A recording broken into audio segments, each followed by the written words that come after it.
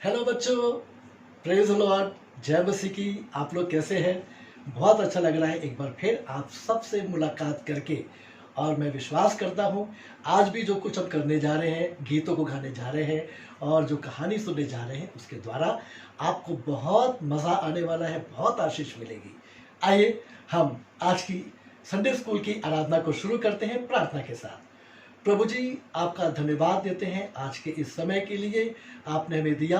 प्रभु, आज अब Sunday school में तमाम बच्चे और बड़े बैठे हैं, एक एक जन को बड़ी आशीष दें और हमारी अगुवाई करें। प्रभु, सारे संडे स्कूल के द्वारा आपके नाम को महिमा मिले। प्रभु यीशु के नाम से मांगते हैं, आमीन, हालेलुया। एक गीत है और ये मैंने बहुत पहले गाया था और मैं चाहता हूं कि जिन बच्चों को आता है वो गाएंगे, अगर नहीं आता है मेरे साथ में गाए। Rejoice in the Lord always and again I से रिजॉयस। फिलिपियंस 4:4 में लिखा हुआ है, ये वर्स है जिसको हम गीत के रूप में गाने जा रहे हैं। Rejoice in the Lord always and again I से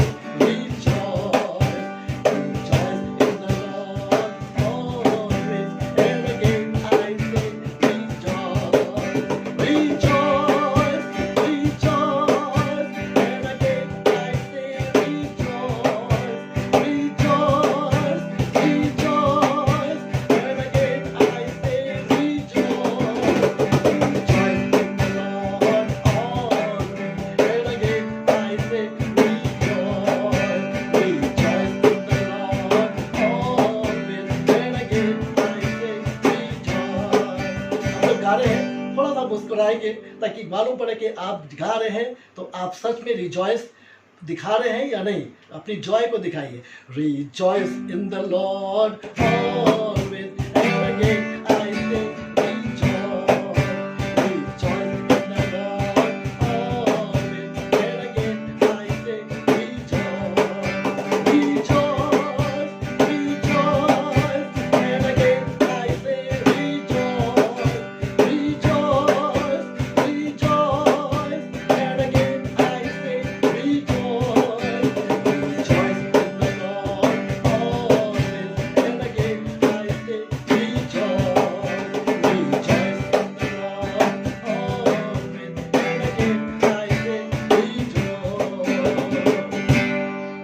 गीत है और इस गीत में एक कहानी छिपी हुई है और इस गीत को हम गाने जा रहे हैं। ये कहानी है नोआ की और हम उसको इस गीत के माध्यम से गाएंगे और सुनेंगे। नूह ने एक जहाज बनाया, ऊपर से नक्शा आया। नूह ने एक जहाज बनाया, ऊपर से नक्शा आया। जिसने भी विश्वास किया उसने जीवन पाया।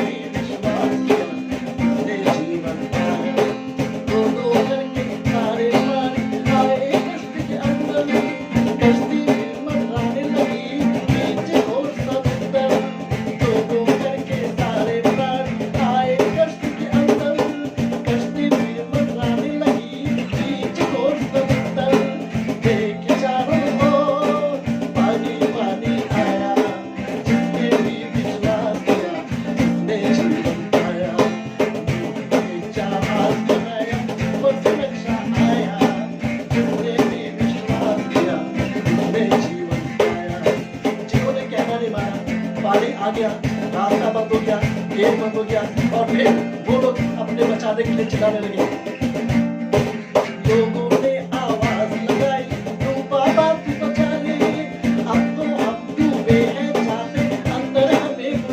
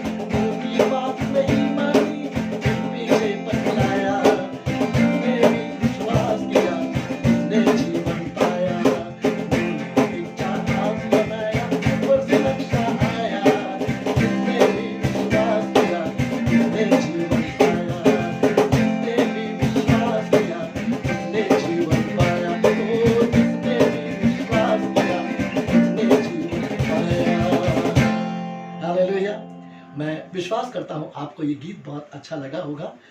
आज मैं आपको एक ऐसी कहानी सुनाने जा रहा हूँ जो मैं संडे स्कूल के लाइव प्रोग्राम में सुना चुका हूँ, पर बहुत से बच्चों ने मुझसे रिक्वेस्ट की है कि आप पास्टर इमैनुअल हमें यूट्यूब पे ज़रूर से सुनाएं ताकि हम उसको जब चाहे देख सकते हैं।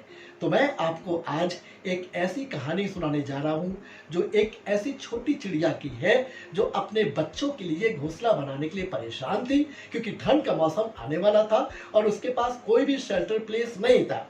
वो देख रही थी कि अब मौसम खराब होने वाला है और बर्फीले इलाके में रहती थी, स्नोफॉल होगा, आंधी तूफान आएगा, वो कैसे अपने बच्चों को बचाएगी। वो इसी प्लान को लेकर के एक बहुत बड़े लंबे चौड़े पेड़ के पास पहुंची और इस चिड़िया का नाम था सोनू। सोनू चिड़िया वहां पर पहुंच के बोली, पेड़ भैया आप कितने लंबे चौड़े और कितने हैंडसम दिखाई पड़ते हैं, मैं आपको बहुत प्यार करती हूँ। तो पेड़ ने बोला, हाँ थैंक यू, कम से कम मैं ऐसा स्मार्ट हूँ, मैं इस लायक हूँ कि मेरी तारीफ की जाए। तो चिड़िया बोली, हाँ भैया, और आपसे मुझे एक काम भी है। देखिए मैं आपकी एक छोटी बहन की तरह हूँ और मौसम खराब होने वाला है, स्नोफॉल होगा, आंधी तूफान आएगा, मेरे पास रहने के लिए जगह नहीं है, क्या आप अपने ऊपर मुझे एक घोंसला बनाने देंगे? मेरे 2 छोटे छोटे बच्चे हैं, अगर उन्हें घर नहीं मिला तो वो मर जाएंगे। पेड़ ने बोला, देखो भाई, दोस्ती अपनी जगह है, भाई बहन का रिश्ता अपनी जगह है, पर मैं अपने ऊपर तुम्हें अपना घर नहीं बनाने दे सकता। मैं इतना हैंडसम हूँ और तुम घोंसला बनाओगे, कितना खराब लगेगा। देखो बहन, तुम जाओ किसी और के पास मदद मांग लो, मैं तुम्हारी कोई मदद नहीं कर सकता। बेचारी निराश चिड़िया वहां से बहुत चुपचाप आंखों में आंसू लिए हुए दूर चली गई और सोच रही थी क्या करूं। तभी उसको एक बहुत ही मोटा सा पेड़ दिखाई पड़ा और उसके पास जाके चिड़िया बोली, मोटू भैया आप कितने अच्छे हो, आपको तो देख के ऐसा लगता है आप खूब खाते पीते घर के हो। तो वो बोला, थैंक यू, मेरा तो शौक ही है खूब अच्छे से खाना और पीना और सेहत बनाना। तो चिड़िया बोली कि हाँ भैया, आपको देख के बहुत अच्छा लग रहा है। तो पेड़ बोला, किसी काम से आई थी क्या? तो चिड़िया बोली, हाँ भैया, मैं एक काम से आई हूँ, मैं अपना एक घोंसला बनाना चाहती हूँ और मेरे पास कोई घर नहीं है, कोई जगह नहीं है और मैं चाहती हूँ किसी एक पेड़ पे घोंसला बनाऊँ। मेरी निगाह में आपसे अच्छा पेड़ कौन होगा? क्या मैं अपने बच्चों के लिए एक छोटा घोंसला बना सकती हूँ? क्योंकि मौसम खराब होगा तो हम कहाँ जाएंगे, हमारे बच्चे मर सकते हैं। पेड़ ने बोला, देखो भाई, तारीफ करी वो अच्छी बात है, उसके लिए बहुत बहुत थैंक यू सो मच, लेकिन ये वाला काम मेरे बस की बात नहीं है। तुम जाओ और किसी और से मदद लो, इस जंगल में कितने पेड़ हैं, कोई भी तुम्हारी मदद कर देगा। वो बोली, ठीक है भैया, क्या आप थोड़ी सी भी मदद नहीं कर सकते? बोला, नहीं, मैं तुम्हारी कोई मदद नहीं कर सकता, आई एम वेरी सॉरी। चिड़िया वहां से निराश होकर के एक और पेड़ के पास में गई और वो पेड़ भी बहुत अच्छा था, घना सा था और उसमें खूब हरे हरे पत्ते लगे हुए थे, देखने में बहुत खूबसूरत लग रहा था। और तभी उसके पास जाके बोली, पेड़ भैया गुड मॉर्निंग। पेड़ बोला, गुड मॉर्निंग, कैसे हो सोनू? सोनू बोली, मैं बिल्कुल ठीक हूँ भैया, पर एक मुसीबत में हूँ, क्या आप मेरी मदद करोगे? पेड़ ने बोला, बोलो क्या बात है? उसने बोला, मुझे अपना घर बनाना है, एक घोंसला बनाना है और मुझे आपके ऊपर थोड़ी सी जगह चाहिए। अगर नहीं मिली तो मौसम इतना खराब होने वाला है कि बर्फीला तूफान आएगा, मैं और मेरे बच्चे मर जाएंगे। प्लीज आप मुझे थोड़ी सी जगह दे दो जहाँ मैं अपना घोंसला बना सकूँ। पेड़ ने बोला, क्या बात करती हो, मैं इतना अच्छा देखने में हूँ और इतना घना हूँ, हरे हरे पत्ते हैं और उसमें तुम सूखा सा एक घोंसला बनाओगी, चिड़ियों का बच्चों का शोर आएगा। नहीं, ये मैं नहीं कर सकता, मैं तुम्हें कोई जगह नहीं दे सकता, प्लीज तुम यहाँ से जाके किसी और से मदद ले लो। वो चिड़िया एक एक करके कई पेड़ों के पास गई, पर उसे किसी ने भी जगह नहीं दी कि वो अपना घर बना सके। उदास होकर के एक दीवार के ऊपर बैठ के रो रही थी और रोते रोते बोली थी, हे प्रभु, क्या मेरी कोई मदद नहीं कर सकता? क्या मेरी कोई मदद नहीं कर सकता? प्लीज कोई तो हो जो मेरी मदद करे। प्रभु, आप मेरी सहायता कीजिए, मुझे आपकी मदद की आवश्यकता है, मैं अपने बच्चों को लेके कहाँ जाऊं? तभी पीछे से उसको एक आवाज आई, सोनू। सोनू ने बोला, कौन हो सकता है यहाँ पर? तब वो पीछे मुड़ के उसने देखा तो एक पेड़ छोटा सा उसको देख के मुस्कुरा रहा था और बोला, सोनू, तुम क्यों रो रही हो? तुम तो इतनी सुंदर सी चिड़िया हो, तुम्हें रोते हुए देख के अच्छा नहीं लग रहा है। उसने बोला, पेड़ भैया मैं बड़ी मुसीबत में हूँ, और तब उसने पूरी कहानी सुनाई कि किसी ने उसकी मदद नहीं करी।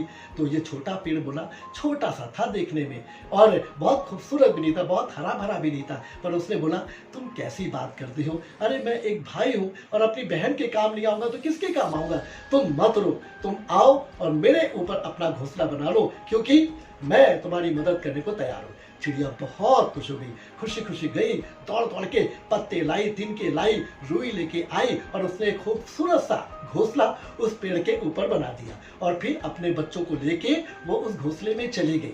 जब घोंसले में चली गई उसके एक दिन के बाद मौसम बहुत खराब हुआ, तूफानी हवाएं चली थी और तूफान चल रहा था, धाम धड़ूम धाम धड़ूम धाम, और साए साए हवाएं चली थी, साए साए साए, और बहुत आवाज आ रही थी। लोगों को बड़ा डर लग रहा था, बच्चों को भी डर लग रहा था, पर बच्चे इस बात से खुश थे कि वो अपनी माँ के साथ घर के अंदर है और माँ ने समय से पहले ही खाने पीने का इंतजाम भी उस घोंसले के अंदर कर दिया था।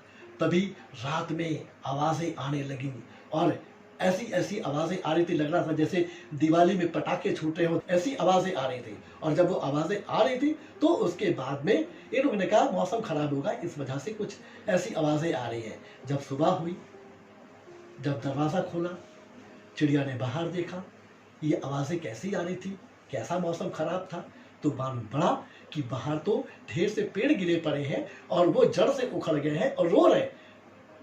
उसने देखा वो सारे पेड़ जो उसकी मदद करने को तैयार नहीं थे वो सब टूटे पड़े हैं। और आपको पता है किसी पौधे को अगर आप तोड़ दो तो वो फिर जिंदा नहीं रहता, हरा भरा नहीं रहता, खत्म हो जाता है। लेकिन आपको मालूम है बच्चों, जिस पेड़ के ऊपर घोंसला बना था ये छोटा पेड़ वैसे ही खड़ा था, इसको कुछ भी नुकसान नहीं हुआ।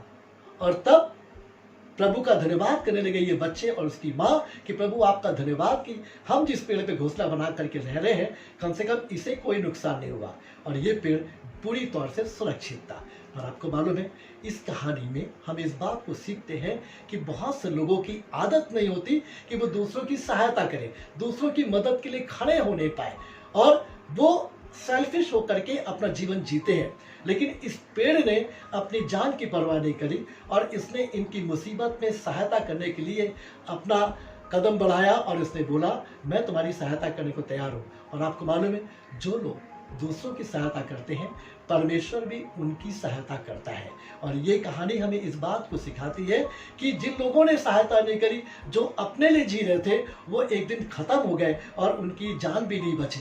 पर इस छोटे पेड़ ने ना तो इसके अंदर कोई खूबसूरती थी, ना लंबा चौड़ा था, पर इसके अंदर एक अच्छा स्वभाव था कि ये दूसरों की मदद कर सके। और क्योंकि इसने उस चिड़िया की और उस बच्चों की मदद करी, इसी वजह से परमेश्वर ने इसकी भी मदद करी और ये टूटने नहीं पाया, उखड़ने नहीं पाया, पर ये सुरक्षित खड़ा था। बच्चों, आज हम इस कहानी के द्वारा सीखते हैं कि हमें भी अपने जीवन में दूसरों की मदद करना चाहिए, सहायता करनी चाहिए, क्योंकि परमेश्वर ऐसे बच्चों को बहुत पसंद करता है जो दूसरों की सहायता करते हैं, जो दूसरों की मदद के लिए खड़े होते हैं और उनके अंदर सेल्फिश नेचर नहीं होता, अपने लिए नहीं जीते पर वो औरों के लिए भी जीते हैं। प्रभु के बच्चों, अगर हम ऐसा बन जाएंगे तो परमेश्वर मुझे और आपको बहुत पसंद करेगा, क्योंकि परमेश्वर चाहता है हम अच्छे स्वभाव वाले बच्चे बने, क्योंकि परमेश्वर के वचन में लिखा है कि ऐसा स्वभाव रखो जैसा प्रभु यीशु मसीह का भी था।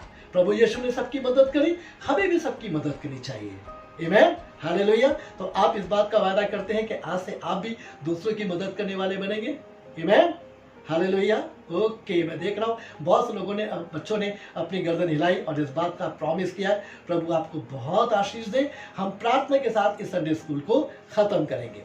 प्रभु जी, आपका धन्यवाद देते हैं। आज की कहानी के द्वारा हमने इस बात को सीखा प्रभु कि हमें दूसरों की सहायता करनी चाहिए, हमें दूसरों की सहायता के लिए खड़ा होना चाहिए, क्योंकि प्रभु आप भी ऐसे बच्चों की मदद करते हैं जो दूसरों की सहायता करते हैं। प्रभु, ये आपका स्वभाव था और हम चाहते हैं आपके स्वभाव को हर एक बच्चा अपने अंदर ले ले, ताकि प्रभु इन बच्चों के मम्मी डैडी, इनके भाई बहन और तमाम रिलेटिव्स, तमाम नेबर्स देख के कहने पाए ये बच्चे मामूली बच्चे नहीं, पर ये प्रभु के बच्चे हैं। इन्हें बड़ी आशीष दे, इनके मम्मी डैडी को, पूरे परिवारों को और जितने लोग सुन रहे हैं सबको प्रभु बड़ी आशीष दीजिए। प्रभु यीशु मसीह के नाम से इस प्रार्थना को मांगते, सुनिए और दया से ग्रहण कर लीजिए। आमीन। ओके बच्चों, गॉड ब्लेस यू। बड़ा अच्छा लगा, अगली बार फिर से मिलेंगे। प्रभु आप सबको बहुत बहुत आशीष दे। Bye bye.